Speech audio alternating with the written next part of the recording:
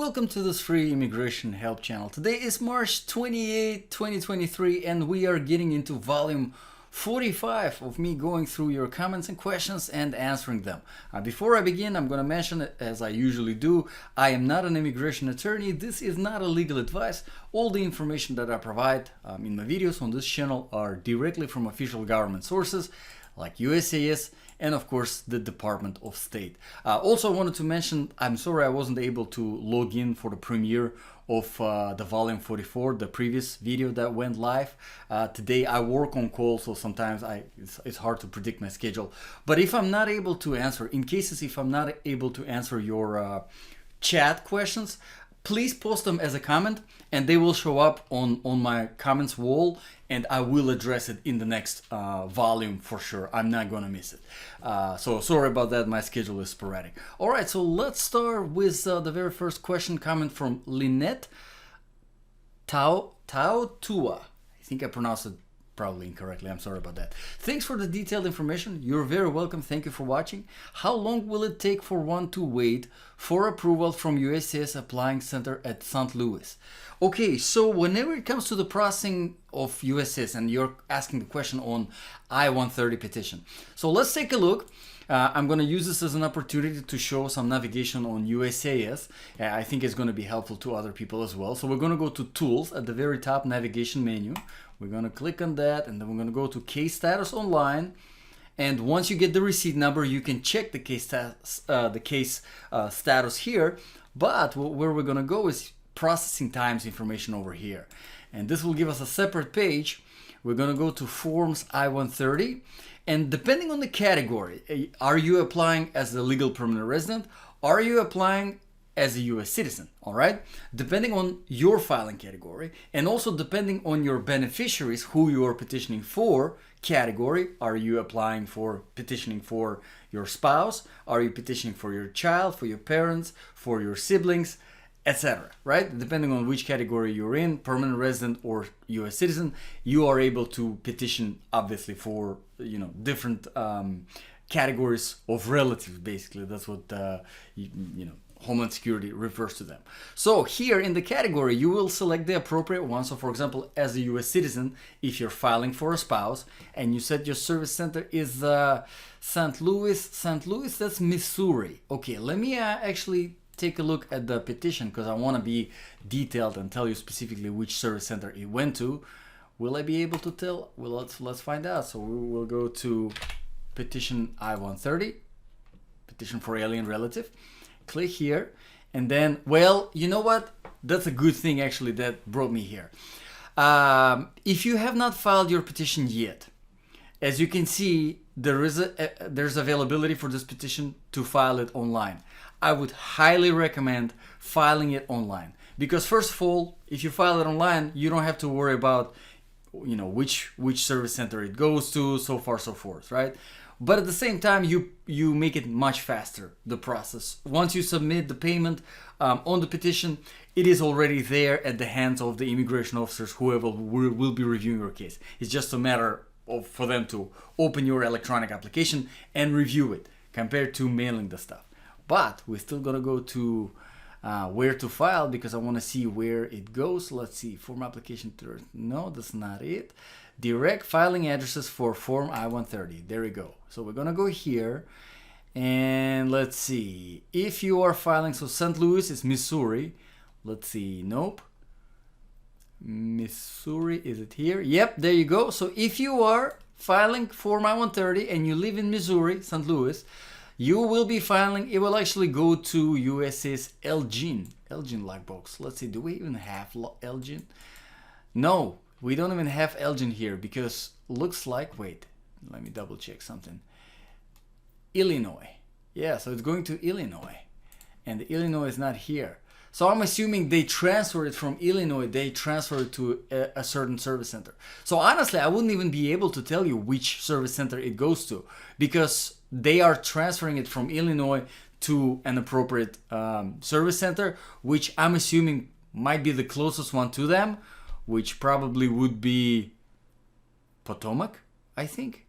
Potomac Service Center. But again, I am not sure. So the best way to find out which service center it's being processed at, then I would probably have to wait, for the receipt itself, because on the receipt it will definitely tell you.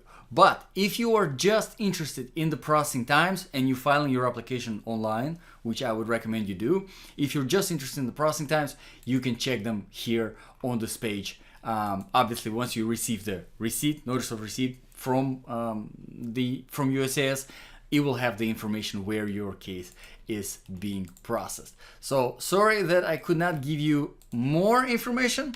Really wish I could. But we're gonna move on to the next one. Next comment from Simon Williams. Sent you a question, haven't gotten an answer. Let me know if you see it. Hello, good day. Send you a question, don't remember which volume, but don't know if you received it. I'm from Jamaica. Simon, I'm pretty sure I don't remember your question, but I remember your name, and I remember that you were from Jamaica, and I remember answering I don't remember the question though. So if you can, please, because I answered in one of the volumes, if you can post it again, I would really appreciate it. And tomorrow, most likely, I'm gonna do my next volume 46, answering the questions, and I'm gonna address it in there. So sorry about that. Sorry I missed it. I'm gonna post this. Actually, I'm not gonna post a response at all just yet, and I will type it up myself, requesting the information, just so that you know that I have addressed it. All right, let's move on to the next comment from Osei Bannerman. Good evening, sir. Good evening. Thanks for the good work you're doing. Thank you for watching. Wouldn't be able to do without your questions. I am from Ghana. I received my welcome letter from NVC on 26 October 2022, and my priority date is April 2017. I'm an F1. We can't pay our visa fees. What do you propose we do, since the letter says after 1 year, if we haven't contacted NVC, our application will be terminated? Thank you, sir. Okay, that is a very interesting question. So let me ask you a follow-up question. What is the reason that you cannot pay the visa fees? Is that financial circumstances, or is it something with the embassy that is not working, or maybe the embassy is not in your country, or maybe you're not able to do it on the NVC portal? So I'm trying to understand, because obviously my answer would be different depending on the circumstance, depending on the situation. But since you were already documentarily qualified by the NVC, it means that everything should have been done. Here's the thing. Here is the thing that I'm trying to understand, because when you get the letter from the NVC, right? The initial letter, not the final documentarily qualified letter. Once you get the initial letter saying, hey, we've received your case from USCIS, we have created your portal, log into the portal, complete all of these steps. Part of the steps that you have to complete in the portal is you have to submit that affidavit of support, which you have to pay for. You have to submit the visa application, which you have to pay for. And then all the financial documents, right? And then obviously relationship documents as well, birth certificates and stuff like this, and marriage certificates, if that's the case. You can get documentarily qualified only if you meet those requirements. So paying the fees and submitting all the documents. So if you have received a welcome letter from NVC, I want to ask you, is that the initial welcome letter, or is it documentarily qualified by NVC? Because if you're already documentarily qualified, then all the fees are paid, and you don't have to worry about paying the embassy fee, because you already pay for that application fee in there. But if it's just a welcome letter where your portal was created, then definitely you would, that's the way to do it. You log into the portal, and that's where you pay the fees. So, and also the I-130, again, the I-130 is not a free form. You pay for the I-130 as well. So again, it kind of, I want to imagine it as a financial circumstance, but it doesn't seem to be the case, because you were able to pay for the I-130. So please let me know more information so that I stop doing the guesswork, and I will be able to provide more information in the next volume. Please respond in a separate comment though, not under my comment, because if you do, then I'm not going to be able to see it. For some reason, YouTube doesn't send me notification. Okay, let's move on next to the next question from Yves Vincent. I'm sorry if I mispronounced it. I sent hello, I'm Yves. I filed adjustment status for my mom, I sent I-130 together with I-485. Now they send me the approval, I-797, great, and they ask me for I-485 form again. What I have to do, please? Okay, so let me ask you a question, Yves. I'm sorry I'm mispronouncing. When you send the I-485, right? You send the payment as well, right? And they have taken the payment or they haven't taken the payment. Because if you have not paid for the 485, because it's a separate fee, because you're paying a separate fee for a separate process, the petition for alien relative, and then you're paying a separate fee for the adjustment of status. If your mom, if she was outside of the United States, then you would have paid the visa fee. So she goes for U.S. Embassy and she gets the immigrant visa. But since she's here, you're not paying the visa fee, you're paying the adjustment of status fee. So I'm going to ask you if you could please come back with a follow-up. I'm sorry, I'm asking everybody for a follow-up today. I'm really sorry about that. But if you can provide additional information, that would be helpful. And that really has to do with the fee. Because if you didn't pay it, that's probably why they're asking you for another one. But if you already paid for it and they took the money, then I would definitely reach out to the customer service that they have, the phone number, and talk to them, and because they should have sent you the acceptance for that form as well. All right, so I'm gonna post this and we're gonna move on to the next comment question. I'm sorry I can't read the name. I'm waiting for you to answer or explain my question. I am very worried. Well, we'll see. We'll scroll down and maybe I'll find your question, but as far right now I don't see it. I'm gonna post it. I'm gonna post you a separate response. Okay, let's move on to the next one from Raul G. I am adjusting status under F2B and 2445I. It looks like F2B hasn't moved in at least a year. When should I start moving? I already had my USCIS interview, waiting for final action date 6/29/16. Thanks. Well, Raul, you're very welcome. And I unfortunately I can't tell you a lot because whenever it comes to this backlog that was accumulated, I mean, there was already a backlog.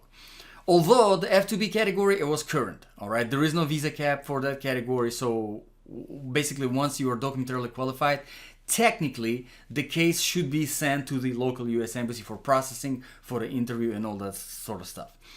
Now, in the past, what year and a half, 2 years, this whole pandemic situation, none of those interviews were scheduled at all.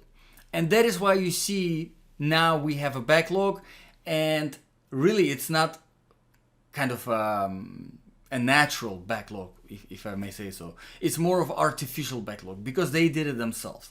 They completely stopped the processing, and now that they're back, now of course they have all of that accumulated stuff from the past year and a half, 2 years. Now they're processing it. So I would assume, because again, that process doesn't take too long. Once you're documentarily qualified, the case is transferred to the embassy. I am thinking they should be catching up within the next about 6 months and catching up to becoming current again. We will see, however, for sure in the next couple of months, because if you look at the visa bulletin, just recently, they have updated the backlog for the F2A category. So I'm thinking in the next 2 months, they are probably going to be putting updates for the rest of the categories, because none of these categories, they were moving in the past like year and a half. Most of these categories, they are staying the same. Again, because of that artificial backlog. So I think in the next couple of months with the new visa bulletins, and I will be making every month, I already have the April visa bulletin posted on this channel. So once the May bulletin comes out, I'm going to have a separate video on that as well, and then we will discuss and compare the dates. But I think we should be seeing some movement in the next couple of months, hopefully. So I'm going to post this. Unfortunately, again, I wish I could give you more information, but judging by what we have from Visa Bulletin, it's not much information. Let's move on to the next one from Pearl Zhang. Thank you so much for the great and super useful video. You're very welcome. Question here.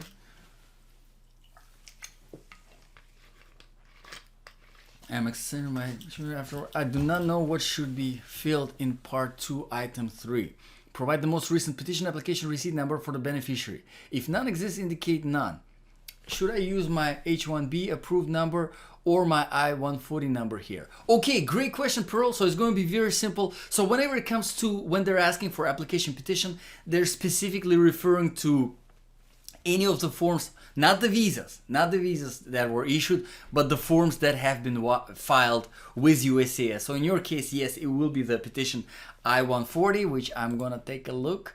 And because I am really curious to know which, I mean, is petition, immigrant petition for alien workers. Okay, all right, petition for alien workers. Yeah, so it's definitely going to be the petition for alien worker. That's the number that you will be putting in there. So I'm gonna give you this, and we're gonna go to the next question from Red Purple Scarlet. Hi, thanks for your video. I'm filing for myself and my 10-year-old child.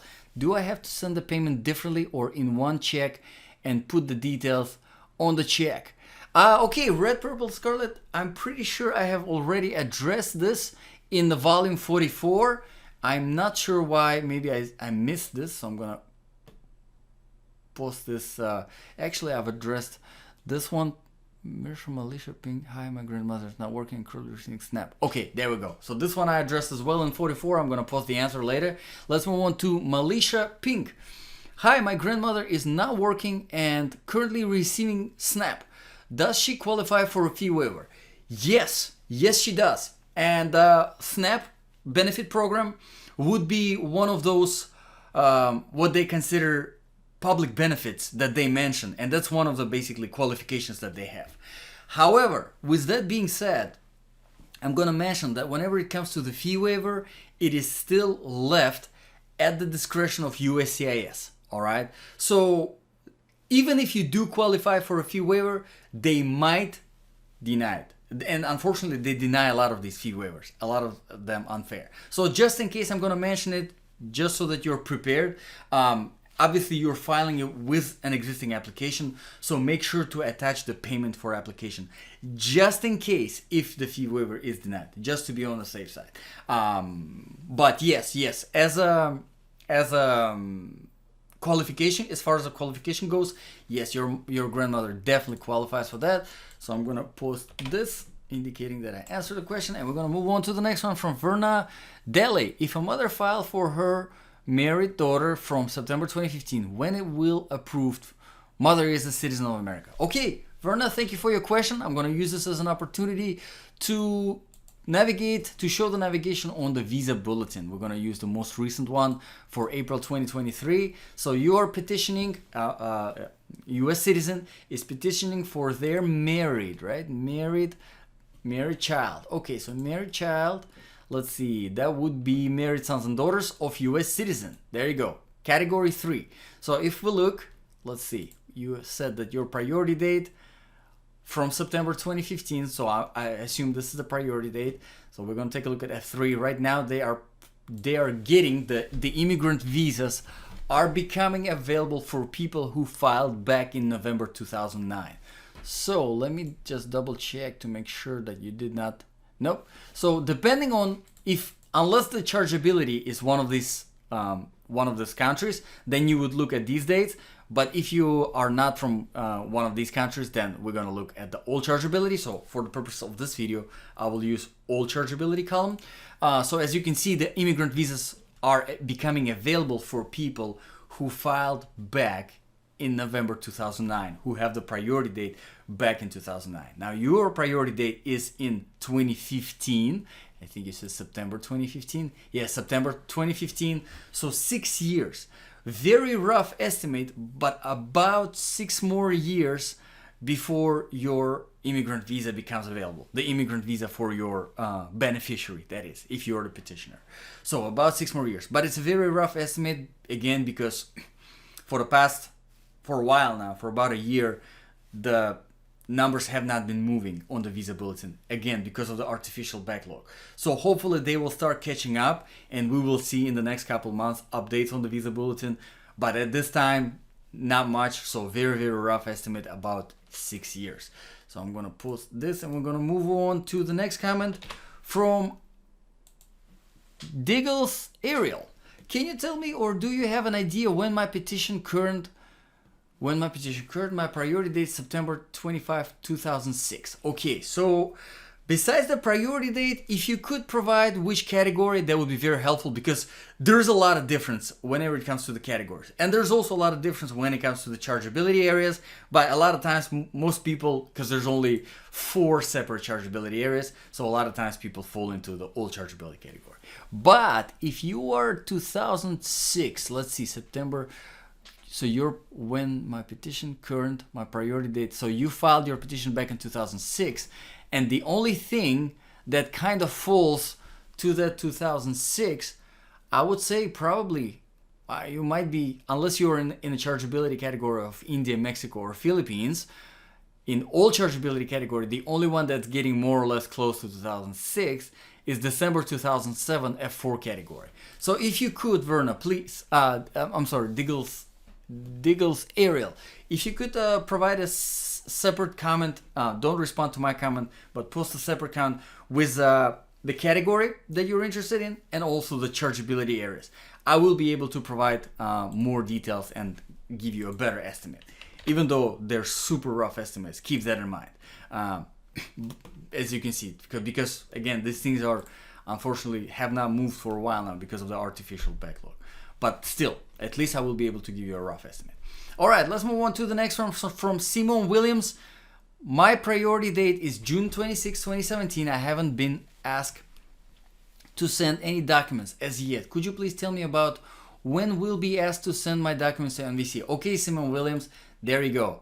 I found your question. I'm very sorry, I'm just now getting to it. But here it is. I found it. All right. My priority date is June 26, 2017. So that's when you filed your petition. Haven't been asked to send any documents yet. Okay. So it means if you haven't been asked yet, it means that they're waiting for closer to the availability of the immigrant visa. So they do that sometimes. Sometimes they ask for everything in the beginning and then they documentarily qualify you, but sometimes they wait until the immigrant visa closer to the availability. So let's see, as you said, could you please tell me about when we'll be asked to send my documents to NVC? Yeah, so once they'll probably wait on closer to the availability of the immigrant visa. Again, if you can provide in a separate comment your filing category, who you are petitioning for or who is petitioning for you, if that's the case, and also the chargeability areas, I will be able to provide more details. Rough estimates, but still at least rough estimates. All right, let's move on to the nice Naven. Thank you, appreciate you watching. Let's move on to the next one from Alpine Guest House. My brother applied 11/4/2011 immigration. Your brother. So if it's a brother, then it's F4 category because you only U.S. citizen can invite sibling who can petition for a sibling. So they applied in 2011. We got the visa bulletin pulled up. We're gonna look at the priority date 2011. So currently the immigrant visas are becoming available for siblings who filed back in December 2007. So there is, I know it's already been very long time for you, and I say it as someone who has petitioned just like yours, and I will be waiting very long time. But you still have about, let's see, my math is not the best. So 2007 and you 2011, so about 4 years difference. So a very rough estimate for you, about 4 more years. But again, it depends if they hopefully finally will start catching up to all of the, people that are waiting, to all of the petitions that are waiting. But as for now, we unfortunately don't have any movement on any of these categories. Yeah, category F4. Oh, siblings. That's the only one. The only U.S. citizens can petition for siblings. All right, let's move on to the next question from Aman. Oh, and we found a question from this person here too. Great. All right, awesome. Catching up to everybody. Sorry if I'm taking time catching up. I apologize because I get a lot of comments every single day. I get a lot of comments. And I want to address all of them. And I will address all of them. It just might take longer. So I'm very sorry if it does. Okay, so question from Aman Sandhi. Thank you, Aman, for being publicly subscribed, by the way. I appreciate it. My priority date is July 28, 2020, I-30, my wife, green card holder, California Visa Center. All right, let's do it. Let's do the estimate. So your priority date. So if you filed back in 2020, I'm thinking your case might still be with USCIS, but let's take a look. I want to check just out of the curiosity, see how long they process these cases right now with USCIS, and then we're going to take the visa bulletin. Wrong button. I pressed the wrong button. There you go. Visa bulletin. Okay, so you can do two things at the same time, talk and type. Okay, so 130 petition. So permanent resident filing for spouse. And the field office, we know, California Service Center. So USCIS, okay, they take about 2 years. So let's take a look. You have priority date from 2020. So I'm assuming your case is already with NVC. Should be, because they only take about 2 years at the USCIS Processing Service Center. So it should be already with NVC. So let's see, 2020, that would be category F2A, spouses and children of permanent residents. So we're going to take a look at F2A. And right now, looks like they are 2020. Okay, so that means that they are just now getting on 2 cases that were received. Let's see, what month? You're in July, and they are getting to September. So July, September. Okay, so they are already past July. So you should be getting the response from them anytime now. Literally anytime. I'm assuming you're already documentarily qualified with NVC. If you can provide a separate comment and let me know, just update information, just kind of so that I have, because I think by now you should have definitely been documentarily qualified, and you definitely should have received a letter from NVC about the portal and all that sort of stuff. But just in case if you didn't, definitely submit a case inquiry. In fact, I would even recommend submitting a expedited request with the NVC, because it's been long enough in your case already. I do have a separate video on how to do that. Basically, it's just the email you send to the NVC, but I do have a separate video if you want to learn more about that. So I hope I was helpful with my answer, but if you can provide additional information, I can probably give you a little bit, better advice or whatever it is. All right, okay, moving on, and probably going to be the first comment for today, but I'm glad I got to you. I'm sorry I cannot pronounce the name. Hi brother, my priority date is December 27, 2016. I'm documentarily qualified on February 16, 2023, visa class F2B. Great, congratulations. Please tell me how long NVC to schedule my interview. I am from Ethiopia. I wish you a good day. Thank you very much, I appreciate it. So, congratulations on being documentarily qualified. That is a huge step.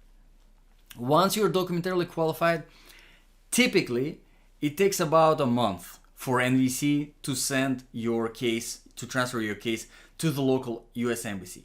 Then, once local US embassy has your case, it depends on the availability of on their schedule.